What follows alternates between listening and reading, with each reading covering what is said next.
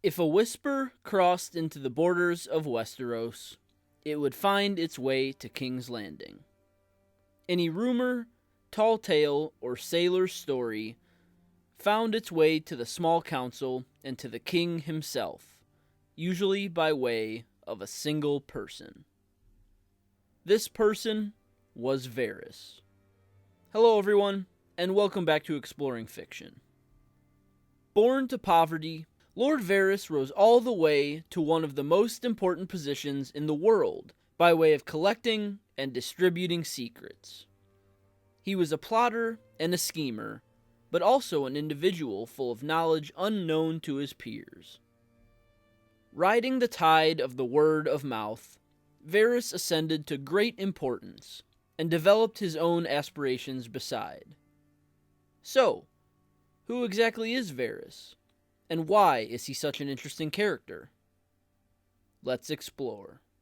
Varys was born a slave in the eastern city of Lys in an unspecified year.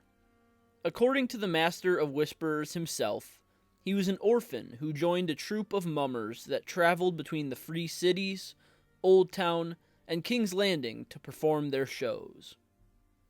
While temporarily lodging himself in the city of Myr, Varys was bought away from the mummers for a large sum of gold, an offer the leader of the troop couldn't refuse. The man, of whose identity Varys didn't disclose for either lack of knowledge or want, forced him to drink a potion that paralyzed his entire body, though his senses were still present. The man relieved Varys of his manhood, burning the parts in a brazier as part of a ritual of blood magic. With no further use for the maimed boy, the man tossed Varys out onto the streets, assuming he would die. Instead, Varys vowed to live out of spite, from that point forth regarding anything related to magic with disgust and hatred. With no money and no manhood to his name, Varys slunk about the streets, engaging in whatever activities would pay, even rising to become the greatest thief in the city of Myr. But a rival thief threatened his life, and Varys was forced to flee to Pentos. In this new free city, Varys at first found neither the success nor prosperity he searched for, instead met with hardship and notoriety. One day, however, he met a poor sellsword named Illyrio Mopatis, and the two struck a deal. Using his skills as a thief, Varys would steal items from lesser burglars, and Illyrio would offer their return for a fee. Before long, the richest people in Pentos went straight to Varys and Illyrio whenever anything disappeared from their stores or persons. And through this enterprise, Varys not only grew quite rich, but learned how valuable information could be. Training a massive band of orphans, which he called his little mice, Varys sent them forth to gather all the information on which they could get their grubby little hands. Due to the colossal amount of wealth he and Illyrio procured through their shady ventures, Varys' reputation preceded him into Westeros, where the Mad King, Aerys Targaryen II, heard of his success. Growing ever more paranoid, even to the point where he distrusted his wife, his son, and his hand, Aerys invited Varys to the Seven Kingdoms to serve as his Master of Whisperers sometime around 278 AC. Once in King's Landing, Varys adorned himself as a lavish lord. Plump and bald, his hands were white and soft, and he covered himself in powders and perfume, smelling of lilacs and lavenders. At court, Varys wore silk and slippers, but he was also a master of disguises due to his time with the mummers, thus making him the perfect candidate to slink about the deep, dark recesses of King's Landing. Though not truly lord of anything, his status on the small council led people to address him as such, and many throughout Westeros believed him omniscient. In reality, his orphan network, now called Little Birds, was unthinkably vast. As most nobles and highborn served only their own ends, they scorned Varys and found him distasteful, but the Master of Whisperers claimed only to serve the ideals of order and peace. Still, his arrival in Westeros only seemed to worsen the Mad King's fits of paranoia. Varys' power grew hand in hand with the distrust stemming from the king, and he seemed to even instigate the onset of the king's madness through the use of his spy network. Ever building up his little birds with aid from the kingdom's coffers, Varys mastered and memorized the secret passages of the Red Keep, learning more about the capital city than almost any man alive. On the eve of Robert's rebellion, Varys suggested to the Mad King that his son Rhaegar was using the tourney at Harrenhal as an excuse to meet and rally bannermen to help him overthrow his father. And thus Aerys attended the tourney himself, leaving the confines of the Red Keep for the first time in 4 years. Soon, Robert's rebellion raged all across the Seven Kingdoms, and when Rhaegar was granted death at Robert's hand at the Battle of the Trident, Varys pled with the Mad King not to open the gates of King's Landing. Outside, Lord Tywin Lannister sat with his enormous host of soldiers. Grand Maester Pycelle, however, advised the opposite, and the Mad King listened. The gates were opened, and King's Landing was sacked by Tywin's force. Sir Jaime Lannister cut down the Mad King, and Varys disappeared into the shadows for a time. When Robert Baratheon took the throne, though, he pardoned Lord Varys, among others, and allowed him to keep his position as Master of Whisperers upon the small council. This is where Varys sits when we first see him in A Game of Thrones. As King Robert returns to the capital with his new Hand of the King, Lord Eddard Stark, Varys sends word to him that one of his spies in the east, Sir Jorah Mormont, has witnessed the wedding of Daenerys Targaryen to the Dothraki Khal Drogo.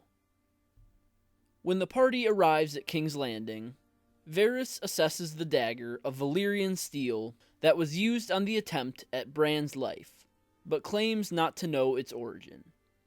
The longer the Lord of Winterfell stays in King's Landing, the more suspicious of the Lannisters he becomes, and his unrest is only heightened after the Hand's tourney.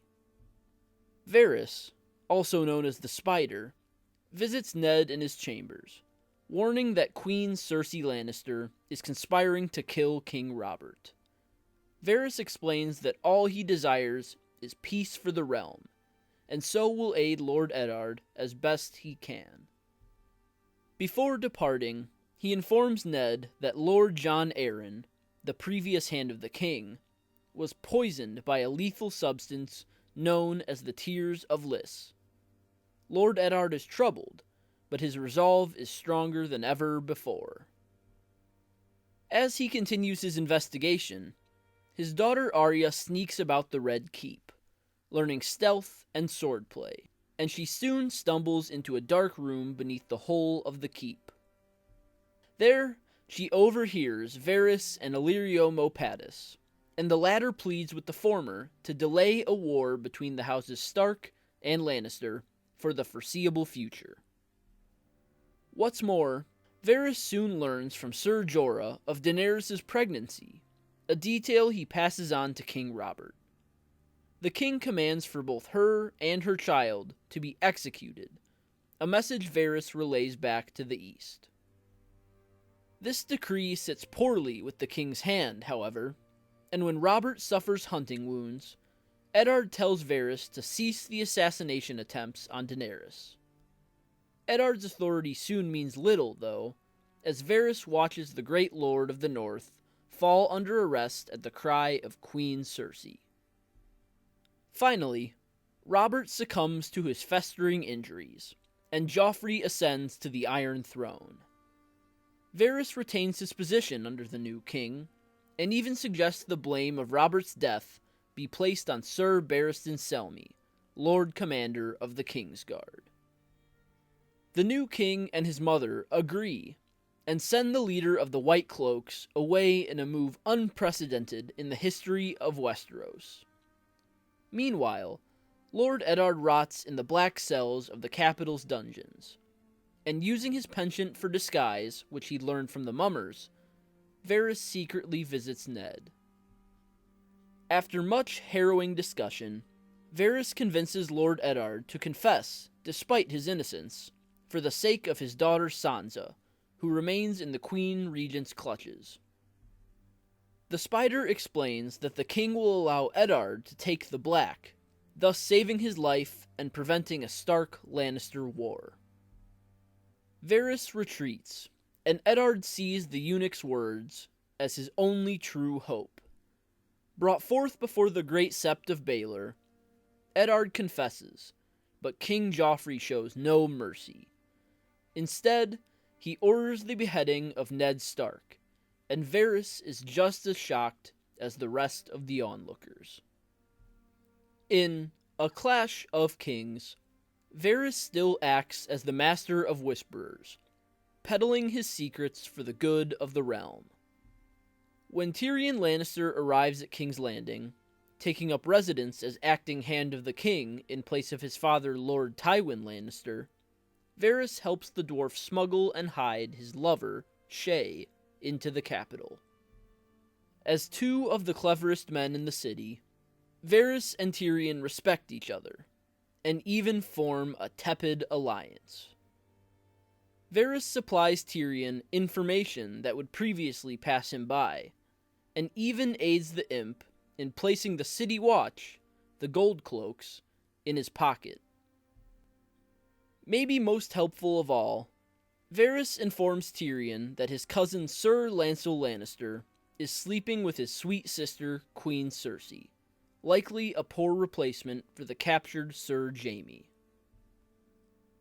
Yet for all his newfound power, Tyrion is still under scrutiny from Cersei and his father Lord Tywin, and his lover Shae is in danger merely by her presence in King's Landing. Varys again helps the king's hand by watching out for Shae, and even sets up a secret route for Tyrion to visit her out of Cersei's sight. As their relationship grows, Varys reveals more and more to Tyrion, including the story behind his castration, and that he placed Gendry under the supervision of Yoren, sending him off to the Night's Watch instead of keeping him in the capital to die for being Robert's bastard. However, King's Landing gets no safer, even for the likes of the Imp and the Spider. In A Storm of Swords, the capital and its residents are reeling from the aftermath of the Battle of the Blackwater, including Lord Varys. Resuming his mutual cooperation with Tyrion Lannister, who suffered significant personal injury in the fighting, Varys helps the man in his continued visits with Shae, for which the dwarf is quite grateful. Tyrion's luck runs dry, however, as he is demoted from King's Hand to Master of Coin with the arrival of his father in King's Landing, and is soon blamed for the death of King Joffrey Baratheon. During his time as interim Hand of the King, Tyrion made many enemies through his cunning moves and counter-moves, but even his friends seemed to turn on him upon the day of his trial. No seeming betrayal is greater than that of the Spiders, when Varys testifies against him while revealing secrets and evidence of their past, formerly private, conversations. Devoid of hope, Tyrion requests a trial by combat, and is championed by Prince Oberyn Martell of Dorne. In a ferocious duel, Oberyn is slain by Sir Gregor Clegane, and thus Tyrion is found guilty by both gods and men. Thrown into the black cells to await his execution, Tyrion gives up all hope for his life, yet all is not lost. His older brother Sir Jaime cannot bear to see him killed, and so forcefully recruits Varys to release Tyrion from the prison. Varys cooperates, and leads Tyrion through the secret passages beneath the Red Keep. On his way out, Tyrion spies a ladder he recognizes as leading to the chamber of the Hand of the King, and ascends it and kills both Shae and his father Lord Tywin. Varys finishes leading him to escape, but quickly realizes the heinous acts the imp has committed, and the part he's played in them. Meanwhile, across the narrow sea, Sir Barristan Selmy, now an advisor and protector to Daenerys Targaryen, outs Jorah Mormont as one of Varys' spies. And the exiled knight is banished from the Mother of Dragons' service. Even away from Westeros, the influence of Varys looms large. The appearance of Varys in A Feast for Crows is but whispers and shadows. As he realizes how dire his situation has become due to his involvement with Tyrion's escape, Varys goes into hiding, vanishing without a trace. At about the same time, the Gaoler Rugen disappears too, and a coin belonging to House Tyrell is found in his personal quarters. Cersei's suspicion of the Tyrells grows, yet she and the rest of King's Landing are blind to yet another of Varys' schemes. Rugen is merely a disguise and persona invented by the Spider, and the Tyrell coin is a purposefully placed piece of false evidence. In need of a new Master of Whisperers, Queen Regent Cersei Lannister appoints her puppet Qyburn, and he finds that many of Varys' little birds approach him with secrets they wish to sell, showing Cersei that Varys may have been less essential than previously believed. While these events all unfold, Varys merely watches and waits, peace for the realm still his utmost goal. In A Dance with Dragons, details about the past and future plans of Varys the Spider come to light. With the eunuch's aid, Tyrion Lannister boards a ship for Pentos, where he meets and converses with Magister Illyrio Mopatis. Tyrion learns that during Robert's rebellion, Varys, on the side of the Targaryens, switched baby Aegon Targaryen, son of Prince Rhaegar, with a decoy, and shipped him off to exiled Lord Jon Connington across the sea. Varys produced a fake story about Jon Connington's fate, and thus the former Hand of the King and his Targaryen ward took up disguises, all with the Spider's aid. In his escapades across the free cities on the way to see Daenerys in Meereen, Tyrion even comes across two sellswords he realizes to be Jon Connington and Aegon in hiding. Tyrion also learns that Varys, along with Magister Illyrio and the Golden Company, plot to wed Aegon to his cousin Daenerys and seat him atop the Iron Throne. As the conclusion to the current narrative is reached, Varys finally appears again in flesh and blood. Once again employing the dark passages with which only he is so familiar, Varys sneaks into the room of Grand Maester Pycelle and kills him. He sends a little bird after Sir Kevan Lannister, now ruling regent of the Seven Kingdoms after Cersei's fall, with the message that Pycelle wishes to see him. Sir Kevan arrives at Pycelle's chambers and is promptly shot with a crossbow by Varys. The Spider laments having to kill Kevan, explaining that throughout every conflict there are good men lost to doomed sides, and says that Kevan's competence as a ruler threatens the scheme Varys has concocted for so long. As Cersei's fall helped to speed up those plans, Varys wishes to see House Lannister and House Tyrell grow further entrenched against each other, thus clearing the path to the Iron Throne for young Aegon Targaryen. This, Varys says, is all for the good of the realm. With a heavy heart, Varys summons more of his little birds, who put an end to Sir Kevan's misery. Ever since the unfortunate event that made him a eunuch, Varys has dealt in the most seductive currency of all: secrets. Denying death when he could have easily accepted its cold embrace, he resolved to build his own empire, an empire of knowledge.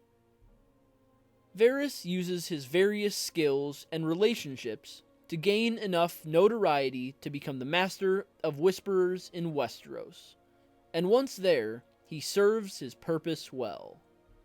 He is clever and resourceful, making sure he's always needed by the figure with the most authority.